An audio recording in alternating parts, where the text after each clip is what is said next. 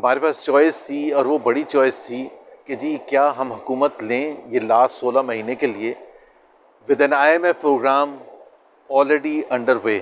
IMF program का मतलब ये होता है तलवार लटकी हुई है सख्त फैसले करने के लिए, और कोई पॉलिटिकल पार्टी उस आखिरी 1-1.5 साल में हुकूमत में नहीं आना चाहता कि IMF प्रोग्राम चल रहा हो, सख्त तरीन फैसले। सख्त तरीन मैं आपको बता देता हूँ, हमने आते ही पहली दफ़ा पेट्रोल बढ़ाया 30 रुपये, जो बढ़ाना था, जो पिछली हुकूमत कम करके गई थी और फ्रीज़ करके गई थी, उससे जो बेड़ा गर्क होना था वो आगे जाके वो तो दूसरी बात है।